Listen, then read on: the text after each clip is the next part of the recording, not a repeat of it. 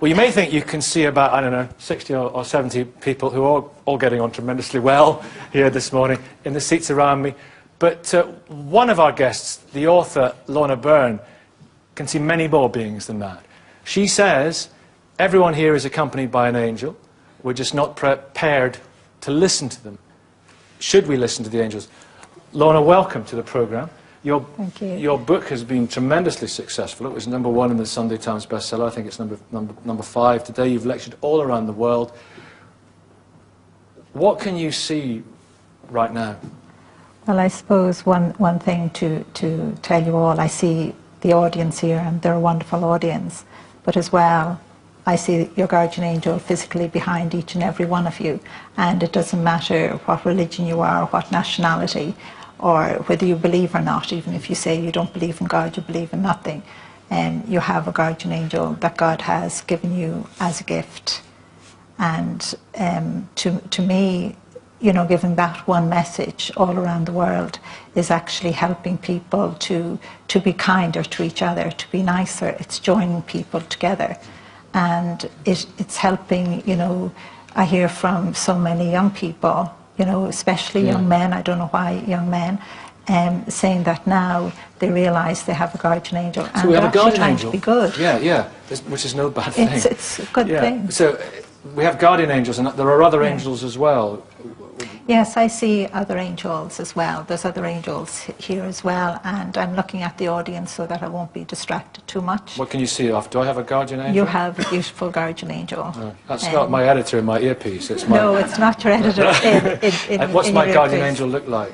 Your guardian angel is actually giving a male appearance. Now, only 4 angels give a human appearance within themselves, so I wouldn't be able to describe them. They're very, very beautiful. They're neither male nor female, but they do that for us. Are they big? Yes. Does Douglas have a guardian? I don't want a response here, Douglas. I'm just asking. Okay. Does Douglas have a guardian angel? Douglas does have a guardian angel, and I know he doesn't believe, but that doesn't matter. Does his guardian angel look happy? His guardian angel actually is looking down on him and is quite contented with him, quite happy with him. You have to remember, I have never seen any guardian angel or any angel being, you know, annoyed with us. They seem to never give up on us. They keep on encouraging us. And one thing we must remember is your guardian angel, whether you believe in God or not, is a gift from God, you know, to guide you through your life. And your guardian angel will never overstep the boundaries of your free will, because I see them talking to people. But how do they guide? Do we hear them? How do we listen? How do we get that guidance? We do hear them, but a lot of the time, I'm afraid we don't listen. We kind of, you know, push it aside. But here today, everybody's here today and talking about wonderful subjects. So we are listening as well. There are ways of hearing them. Because Steve over here, you've seen an angel, haven't you? Oh, I have, yeah, on more than one occasion. What happened when you... Tell me about the 10-foot angel you saw. Well, when my second daughter was born, my wife had had a difficult pregnancy on the first time through. And we were praying for 9 months that she would have a short labour, wouldn't need anything more than gas and air, and that it wouldn't last more than 4 hours, and that it would be a normal delivery. And the midwife came into the room and said, I'm sorry to tell you this, but you need to be thinking of 24 hours for this labour. I want you to ask now for an epidural, and we're going to have the forceps ready. Now, we'd been praying for 9 months a different way, and so together, my wife and I, we just prayed, well, Lord, what's all this about? And at that very second, this huge person appeared in the room. Now, I wasn't looking for an angel. I had no idea that an angel was likely to appear in the room. But he was stood, I would say, about 10 feet tall, no wings, looked masculine, wearing something like armour, stood at the foot of the bed where my wife was in, with his hands laid out. And a booming voice filled the room, saying, this angel has awaited his charge since the dawn of time. And I suppose it was at that moment that I started to believe in guardian angels. And you saw one on the M62 as well? Yeah, when I was quite young, 1920, I was driving home from Brighouse. 1920? Yes, You absolutely. don't look that old. 19 or 20, thank you. Right. I was driving along the M62, hit some thick fog. Right. I was a young driver. I was not very confident. It was the worst fog I've ever driven in. And I just didn't know what to do. I stopped the car. And all of a sudden, I saw this figure run past me. And I thought, what's that about? A guy running, looked like he was wearing shorts and a T-shirt, running along the M62 in the fog. Seems very dangerous. And after a moment or two, I thought, I'd like to know where he is. So I drove the car very slowly forward and caught a glimpse of him in front of me. So he started walking. So I thought, well, I can't hit anything if he's walking in front of me. So I started driving at his speed, except for the fact he ended up running at about 50 miles an hour. And the thing that shocked me was that when I drove out of the fog bank, there was no one in front of me. And until that moment in time, I hadn't thought, this is an angel. Well, loads of people have experience like that of seeing angels, and I think that is very, very wonderful. You know, that the message of the angels are being spread around the world, because they are giving so many messages. And I know. What is their message to you? Because they've told you about various scenarios, haven't they, that could happen in this world. Yeah. And a couple of those scenarios I know are too frightening for you to tell us about. Yeah, because I wouldn't like those futures. But I know we were talking about Iran there a few minutes ago, and one of the messages from the angels is for us all to remember that war is easy to make, but peace is the hardest thing to keep. And we must keep on talking. We mustn't give up. We must keep that. There you are. Peter's leading.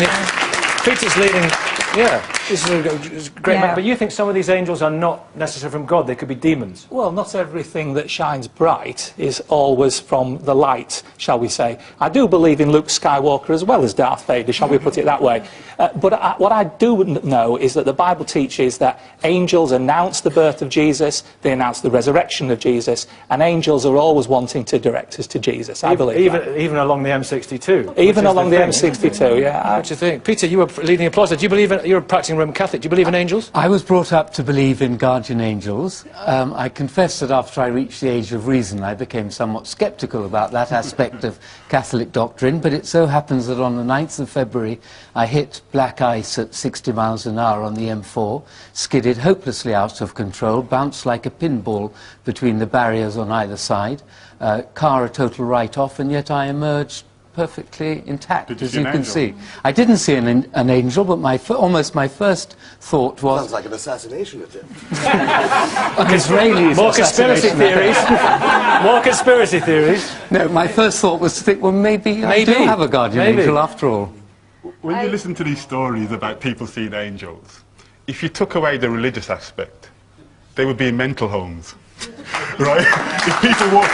I've just been seeing... I remember I used to know this guy, the editor of a newspaper, and he used to come out of his... He used to have a little room, and he used to come out and say, I just finished talking to Bob Marley. And he used to have these conversations with Bob Marley. Anybody thought he was mad. So because it's religious, we think it's all right, we call them angels. Now, I'm not criticising that, I'm just saying it's a state of our society now, that if I see somebody, and I say it's not religious, I just hear voices and I see people, I go in a mental institution. But if I say that those people are sent from God or it's religious, but like I said, I'm just commenting, for me, what this lady's saying is harmless in a sense. Look, I've been very interested in near-death experiences, and all the people who have near-death experiences say that there is a God or there's something else, but it's got nothing at all to do with religion. Nothing at all to do with the way you dress, with the food you eat, but there is something greater than us. And it's the same whatever country you go. Well, Lorna's message is... Yeah, there you go. Go on. Lorna wants... You want the religious to unite. Before I come to you, Lorna, let's just establish... We're going to get a wide shot of the audience here, right, and everyone else who's here as well. And put your hands up if you... Put your hands up if you believe in angels. Right, there we are. Has anyone else seen an angel in the audience? What about fairies? What about fairies, that man said there? See, some people will find this difficult to take. No. Lorna, what were you were going to come back then. It doesn't matter to me whether people laugh or ridicule. I see angels physically, and I have since the moment I was born, since I opened my eyes. I see them every day. And I know it's so hard for people out there in the world that can't see angels physically. I know angels are real, it's normal and natural. And I know everyone has a soul and God is real. And to me, the most fascinating thing is that I see angels physically with everyone, and it doesn't matter what religion they are, or even if they're none, and I think that is very, very important. Well, Harris is just saying that's very important. I think that's very important. I think from an Islamic perspective, from a Muslim perspective, there is the dogma of faith and then the spirituality as well. We believe as Muslims that there are at least 2 angels with you at all times, one on the right, one on the left, and mainstream Islam believes one on the right actually writes down when you make a good intention, and then when you do it, writes it down again. Well, let's establish this. We might solve this one. Yeah. Are you seeing 2 angels or 1 angel? I always only see one guardian angel. Wrong. That's fine. That's fine. But I said a minimum of 2. I said a minimum. A minimum of 2. But the point Lorna's making is very important.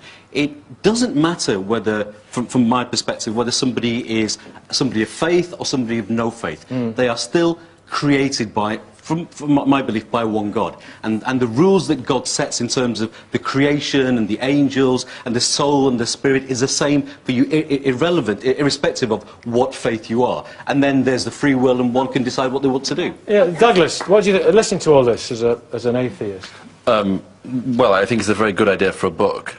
Just because she's on the bestseller list. It's why your book is on the bestseller list and mine isn't.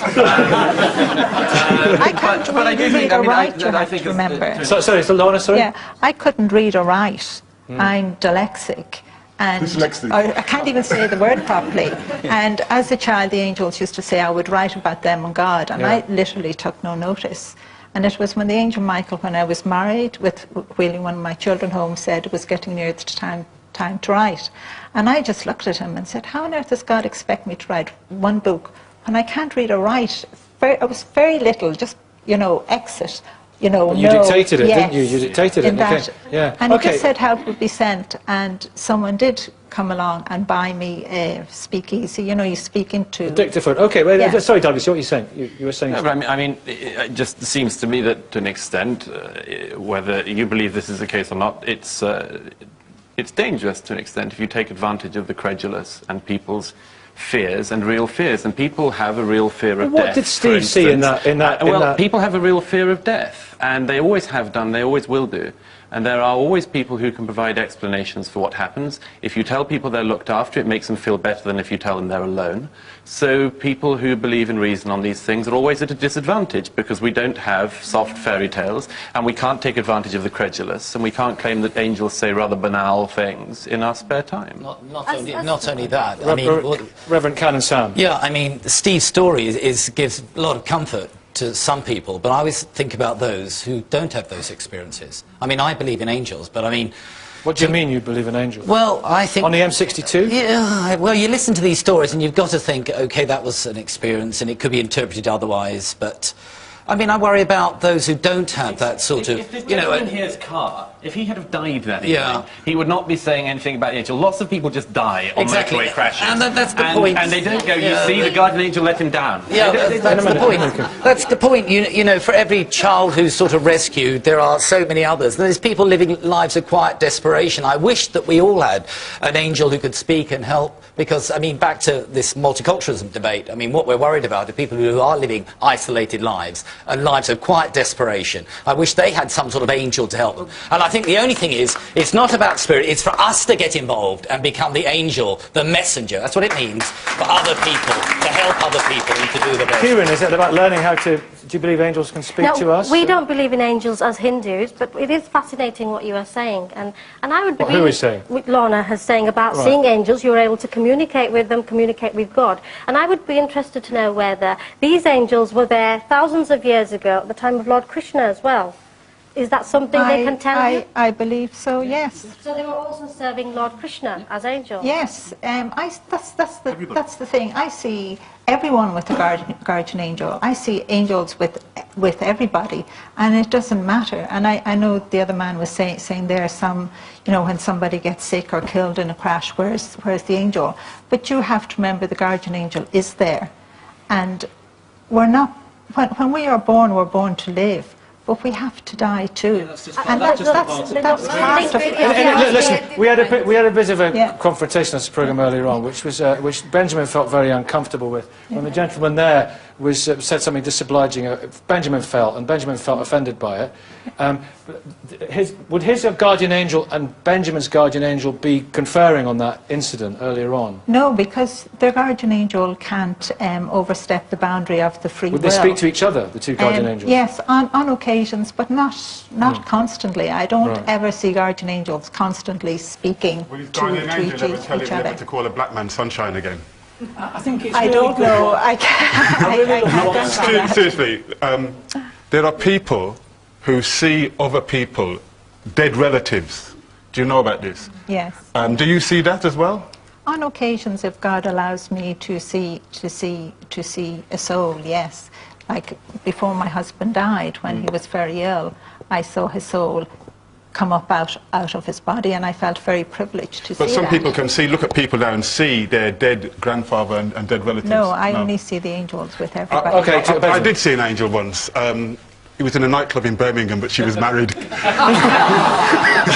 I thought what Sam said, about us being the messengers of God is really important. Yeah. And the good news, which is what angels are supposed to announce, has got to be that we can be the answer to a lot of people's needs. Thank you very much indeed, and have a good sermon this afternoon when you go and do that. Thank you all very much indeed. Back again next week. Special edition is fundamentalism undermining faith. Join us then. For now, goodbye from everyone here, including your guardians. See you soon. Well done.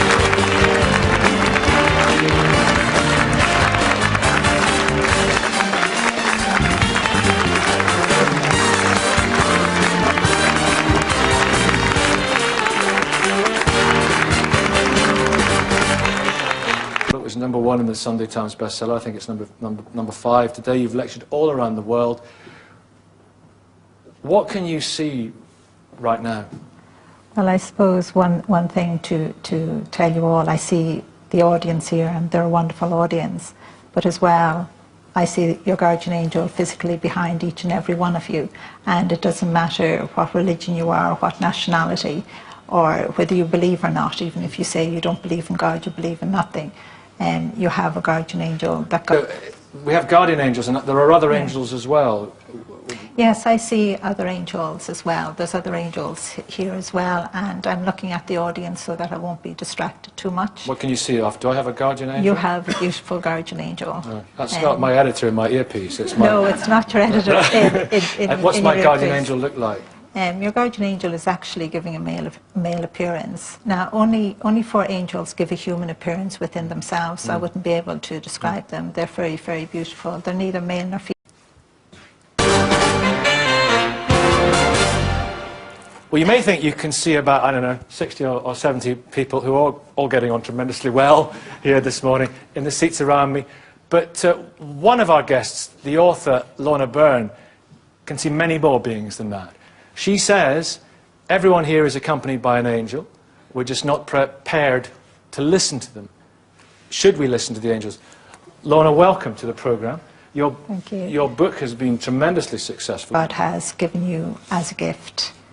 And to me, giving that one message all around the world is actually helping people to be kinder to each other, to be nicer. It's joining people together.